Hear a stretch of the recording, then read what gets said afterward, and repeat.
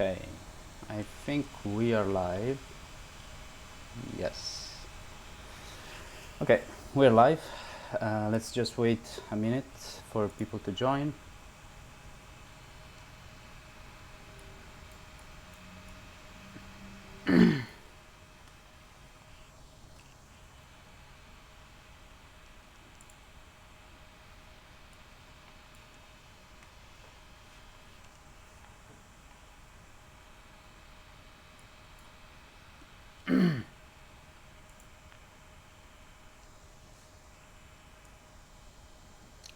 Okay, well, I think we can start at this point. Somebody, the others will join slowly. Yeah. Okay. Okay, so hello everyone, and thanks for connecting with us. My name is Tony. I'm a software engineer. I work at SciTech, just like Max. And by the way, welcome, Max. Thank you. And you're watching the YouTube version of SciTech devjam. The SciTech devjam is a meetup group originally where we discuss different topics such as programming or web technologies and the latest trend in tech in general. And this one you're watching is the YouTube version of it. Today Max will talk about JDK 14 and the latest features from it. And I think it's available since last month, right?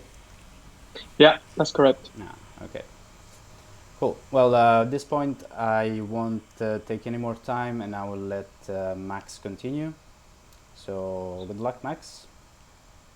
Okay. Thanks, Tony, for the introduction. Sorry, Uh, uh, just one thing. If you guys have any questions, you can leave it in the live feed and we will read them at the end of the presentation. Yeah, okay. good luck, Max. Okay. Thank you. So I will quickly introduce myself first. I'm Max. I'm also a software developer. I've been working for SciTech for almost 1 year. In this year, I've been working for several projects at KLM. And in there and in personal projects, I've been playing around with some of the latest versions of Java. And I would like to introduce to you some of the new features that are present on this new JDK 14. So as a summary of what I'm going to cover, I'm going to talk about the pattern matching for the instance of operator, then the new record type that were introduced that are similar to case classes in Scala or data classes in Kotlin. Then I'm going to talk about some of the changes that were made to the switch statements on the newly introduced switch expressions. Then I'm also going to talk about the text blocks that were introduced on JDK 13 and are now a little bit improved. And then about the more helpful non-pointer exception messages. And then about the Java packaging tool and the Java flight recorder. So let's get started. This JDK 14 is a version that doesn't have long-term support. This means that after the JDK 15 is released, this version won't be supported anymore. Since the JDK 9, Java is releasing a new version every 6 months. So this one was released in March. The next one will be in September. And as planned, this one will get 2 quarterly updates to fix bugs on it and things like that. This version, we have incubator features and also preview features. The incubator one are features that are not fully specified and are not finished and are being put into this version so they can get feedback from developers and keep improving. And then for the preview features are fully implemented and specified and are being improved from version to version until they reach the standards and they release it as a standard feature.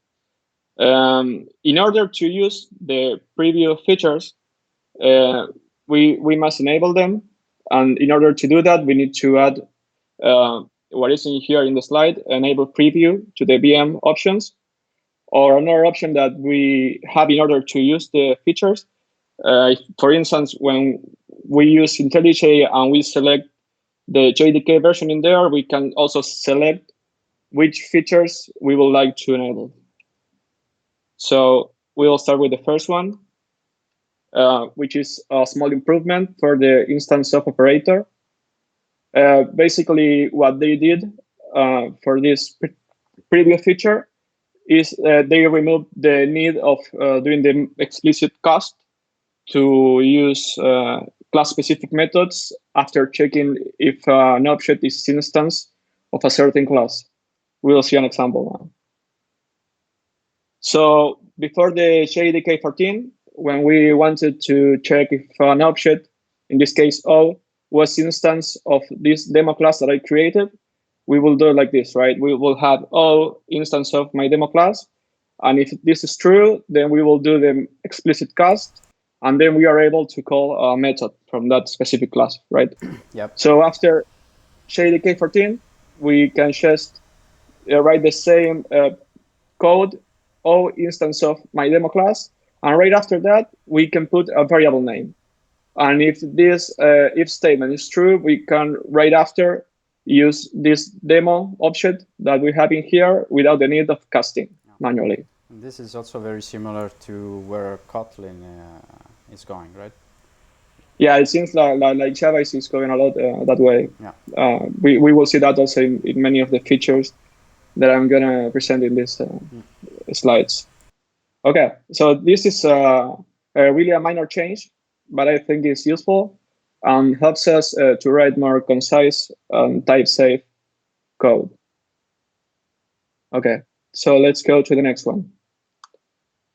The next feature that we have here is a preview feature and are the record types. So these record types are similar to what we have in Kotlin that is called data classes or case classes in Scala. And basically the idea of this new record type is for us to have a possibility of writing plain data objects quite easily. We'll see that in the examples. And we can use these records for anything we want. For instance, value objects, DTOs. Maybe we want to return multiple objects from a function and we want to quickly create a wrapper class for the data that we want to return. So we could use this record type. This has a small limitation, and is that the record is equivalent to a final class in Java. So that means that we cannot extend this record. But that's a minor limitation that we have to deal with. Mm-hmm. So we will see an example now.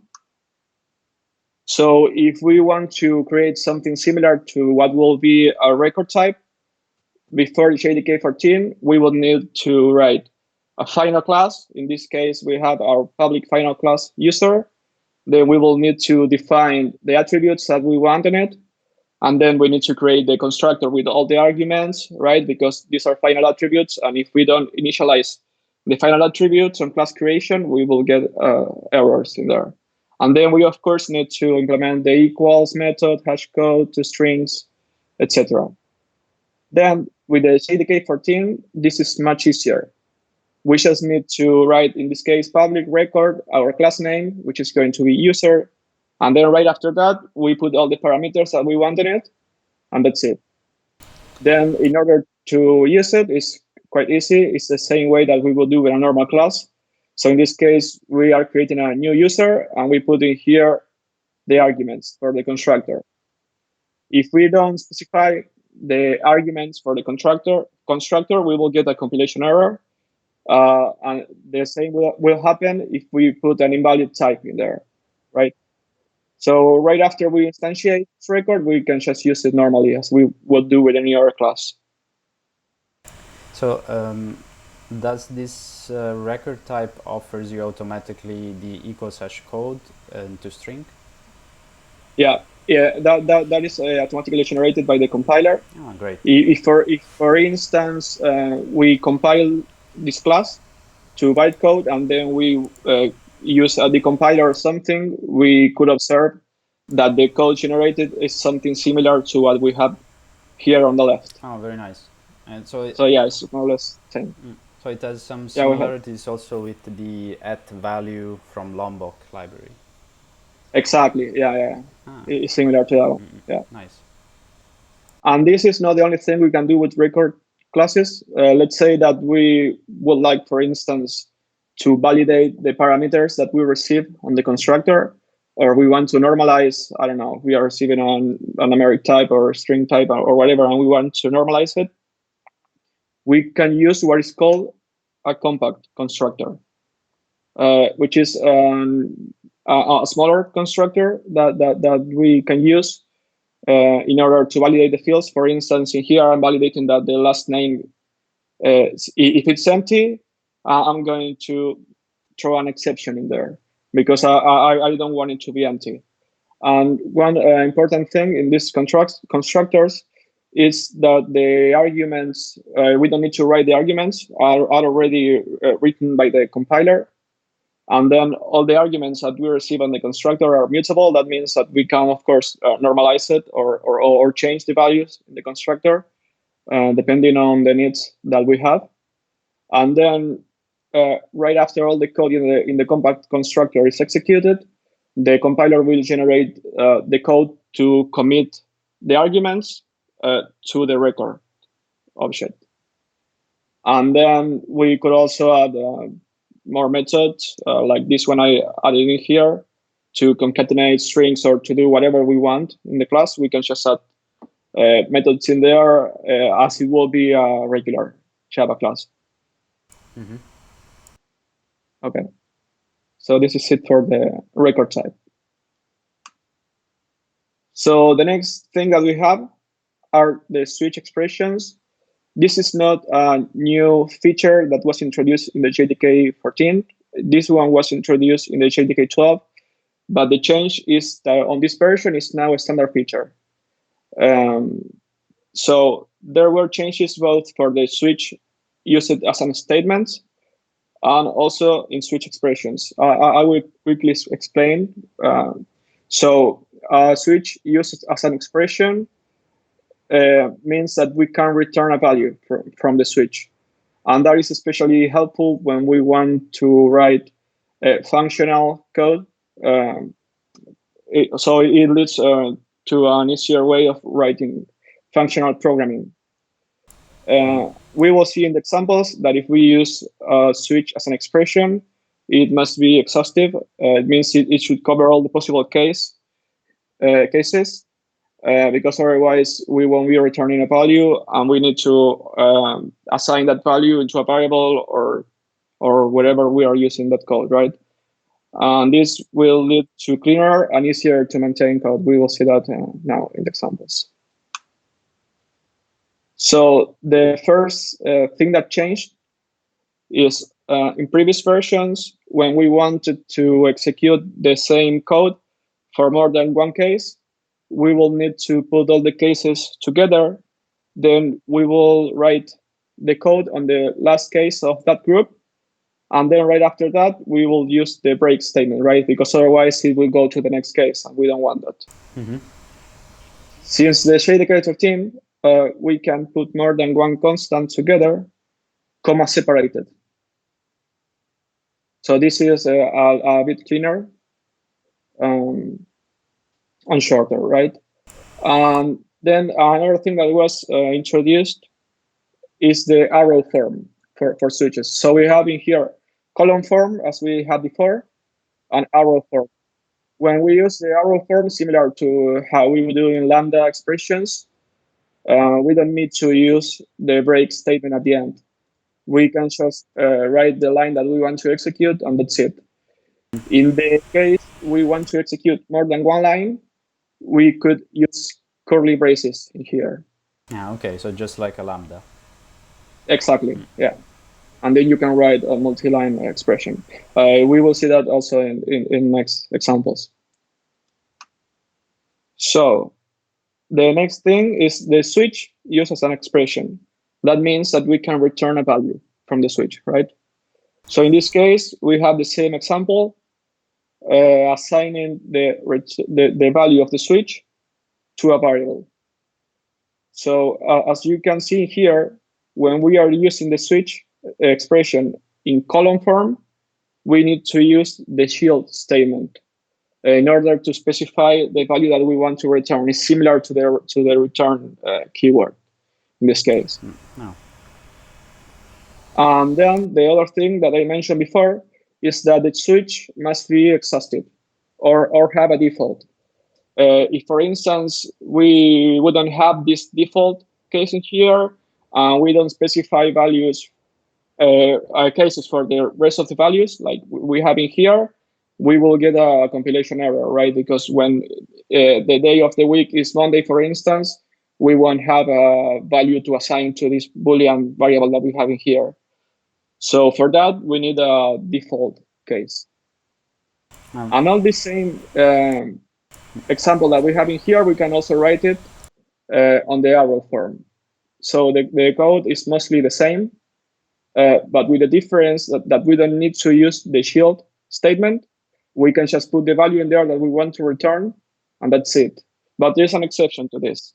So if we are having a multi-line expression, that means with curly braces, on the last line, we still need to use the shield statement to specify which is the value that we want to return, right? Yeah, this is similar also to the lambdas where you need to express the return statement if you have a multi-line.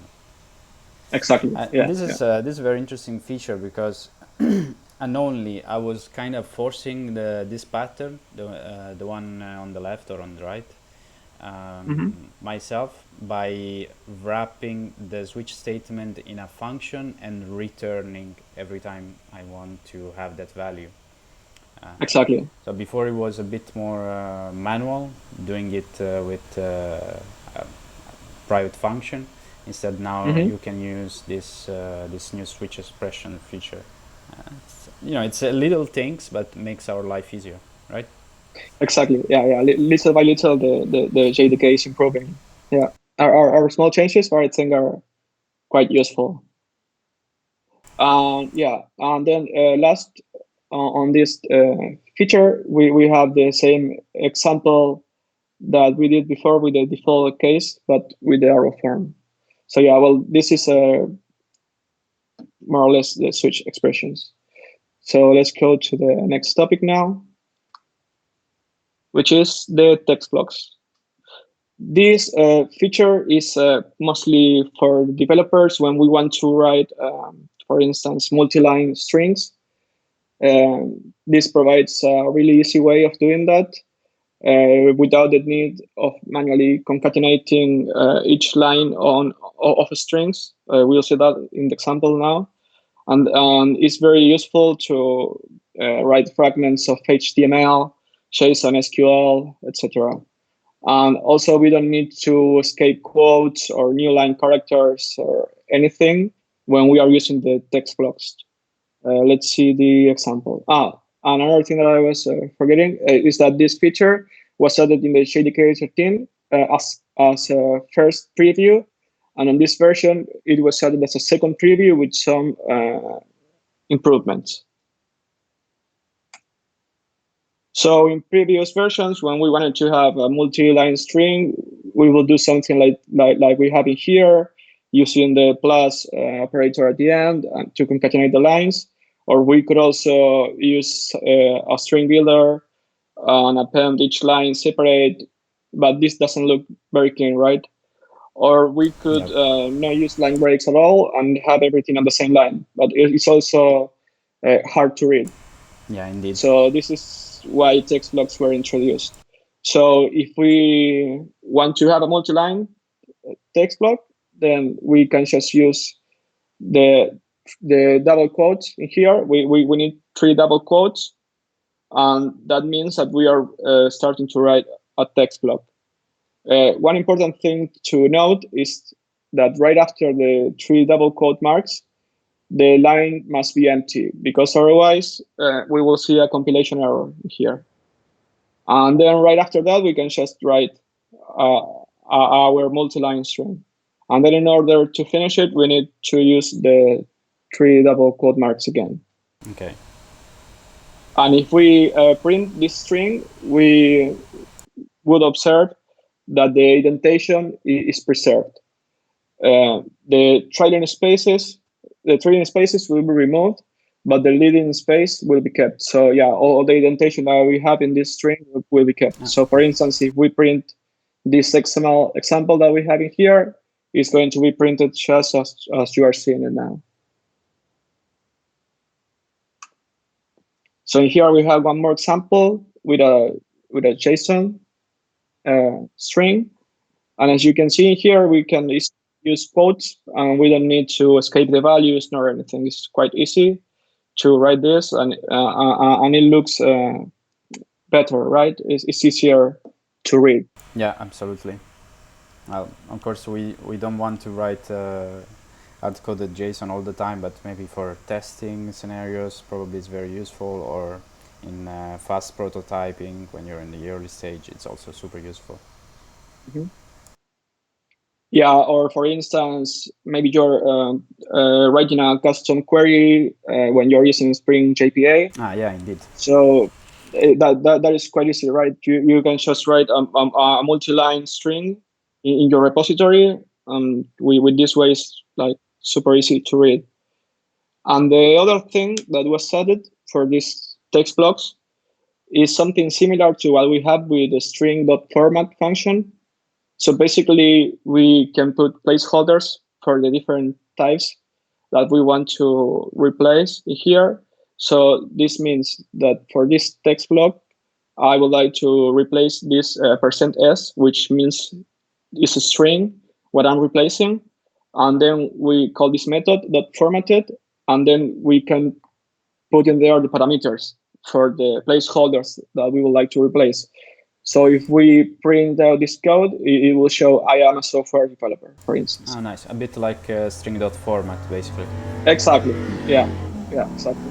Ah, nice. And then, on the JDK 14, there were two escape sequences that were added, and one is the slash. So what is this for? So if we will print this string that we have in here without the slash, we would see this code printed in 2 lines, right? Because a /n, which means a new line character, is added by default on text blocks. But if we add a slash at the end, this means that we want to combine the 2 lines. So the output that we will see if we print this is this one that you are seeing in here. I'm going to be printed in just 1 line, and at the end you will have the /n character. Okay. And then the other escape sequence that was introduced is /s. And if you remember what I said before, is that the leading spaces are kept, but the trailing spaces are removed, right? So if there are cases that we want to preserve spaces, we need to manually set that to the compiler, and then we would add the /s escape sequence. So if we print out this code, we will see this output. So we will see A/n, B, and then we will see the spaces that were kept in here, and then the new line character for the second line, and then the third line concatenated in here. But this in a new line, of course. Nice. So yeah, this is it for the text blocks. I think this is really helpful to write more readable code, right? Yeah, definitely. Also, I just read an email that the new version of IntelliJ is out, the 2020.1, and they have full support for JDK 14. So all these features are gonna be perfectly integrated in IntelliJ. So that's also nice. Yeah, indeed. That is the version that I'm currently using, and it has the functions that I mentioned before. You remember that you can explicitly select which features are enabled from this JDK 14. That's really nice. Yeah. And you don't need to put any VM argument. The IDE will do it for you. Pretty cool. Yeah, that's very nice. Okay, so the next thing that we have are the improved null pointer exceptions. Oh, I saw this one. This I really like. Yeah, this one is really useful. For now, it's disabled by default, but in future releases, it will be enabled, most likely.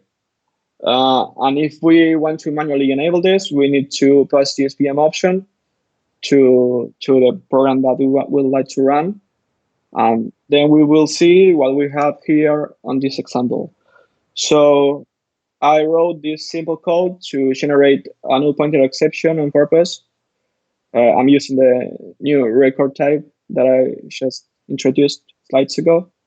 And then if we don't enable these details for null pointer exceptions, the only thing that we will see here is the line where we have the exception, right? And of course, which method, which thread, etc. So many times. But So many times, man. yeah. Then if we enable the details, we will see a much better exception message. So in here, we can see that it says that the program cannot read the field name because user is null. And then you also, of course, get the line number, right? But this detail message is much more useful. And this example that I'm showing in here is a really easy to understand example, right? But if we are working on a much more complicated classes structure, then it can be very messy to find where the error is, right? So yeah, this is very useful. No, super useful. A little help for that $1 billion mistake. Yeah, indeed. Okay, let's go to the next topic, which is the Java packaging tool.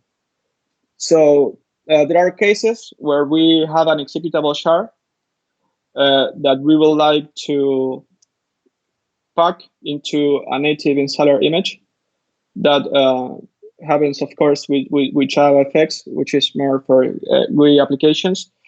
So this feature is here to replace the JavaFX packaging tool. It's still an incubator feature that is being improved version after version. And might be the final replacement for the JavaFX packaging tool. So for instance, with this, we could create dev and RPM images for Linux, PKG and DMG for macOS, or MSI and exe images for Windows. The only limitation that this tool has is that cross-platform creation is not supported. That means that you cannot create an image for Windows if you're working on Linux and so on with the rest of the operating systems. Nobody uses Windows. Yeah, don't say that loud. Okay, so we'll go now to the last feature that I'm going to present, and it's the Java file recorder. This is not a new feature. This feature was indeed present on much earlier versions of Java, but on the JDK 11, it was open source, renamed to Java file recorder, and released.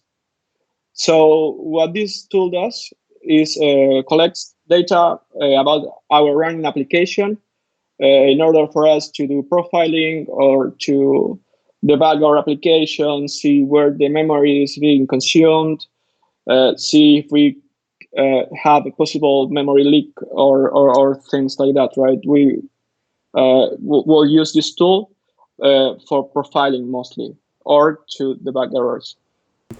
So this tool runs on demand. That means that we need to specify for how long we would like this tool to be running. And we have in here the example about the VM options that we should use. So the important part is to start flight recording, and then we set the duration in here is 200 seconds. And then the last part is to specify a file name where all this data will be saved. So right after we have this flight.jfr file for our sample, we can open that file with Java Mission Control. This tool, Java Mission Control, used to be included in the JDK, but it's no longer included, and you need to download it separate. And you can get it from this URL, jdk.java.net, where you can also download the JDK 14 from there. Just to understand, because I'm not really familiar with this tool, is it similar to JMeter? in terms of Yeah, profiling it's something. and Yeah, the data you get out of the file. yeah, it's something similar to JMeter. Mm-hmm. Then if we would open the file using Java Mission Control, we could see screens like this one, for instance. In the code that I was using, I I see. generated an out of memory error on purpose to see where my application was failing. So in here we have a lot of information about it, the garbage collector, pressure, memory usage, and all the details that are really useful in order to understand what is happening in our application. So yeah, this I think is a very useful tool and should be known by most of the Java developers, right? It's something very important. We can also see details about the threads that we're running in our application, CPU usage, heap memory, etc. This tool was not new in this version, but what is new is the event streaming for this tool, for the Java file recorder. This means that now all the data that is collected by the Java file recorder could be streamed in real time. So this is really useful when we want to monitor our applications. Let's say that we have a REST API that we would like to see how much memory and CPU is being consumed, or what is the time, the execution time for a REST call or something like that. We could use this JFR event streaming, and then we could plug this data into tools like Grafana, Prometheus, or some other tools for monitoring, right?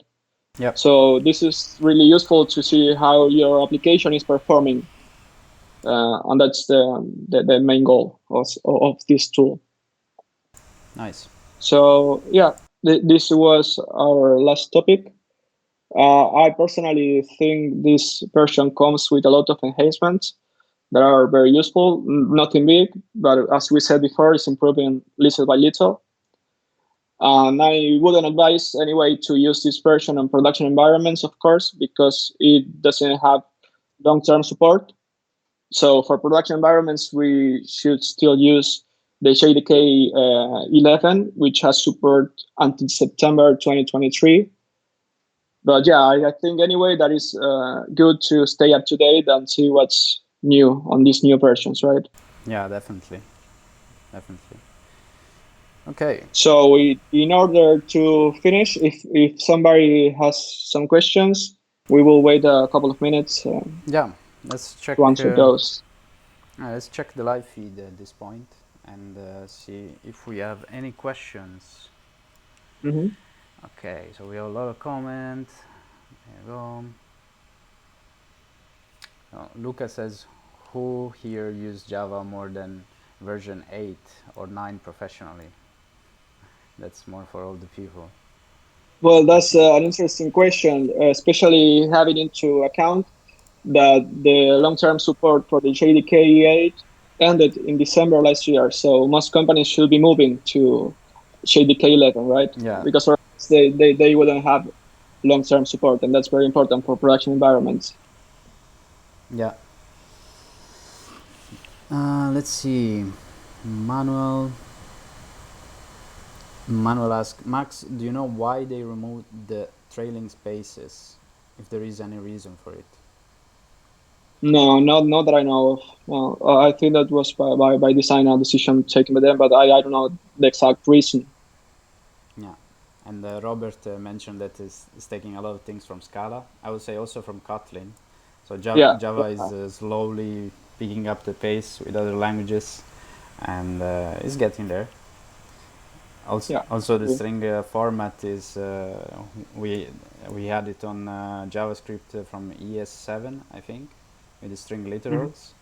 So that's all, small things that are coming to place. Very very nice.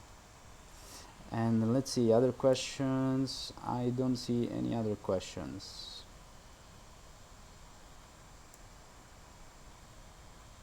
Yeah, I don't see any other questions. Okay. Okay, so I would like to thank you, Max, first of all, for this nice presentation that you did to us. And I would like to tell you guys that if you want to read again about what Max presented us today, I'm gonna link in the description the Medium article that Max wrote about the JDK 14 features, where he goes into details on each one of these features that he presented in this talk. And at this point, I would say have a nice evening, everyone. One last thing, in the comments there is also a form to have some feedbacks on this devjam format. This is our second time we go live, so each one of us and any suggestion that you have is really appreciated. It would be really nice if you can help us. And again, thank you very much, Max, for being with us today here. And thanks everybody for your attention too. Yes, and if there are no more questions, I don't see more questions. I would wish you a nice evening to everyone. Okay. Bye bye. Bye.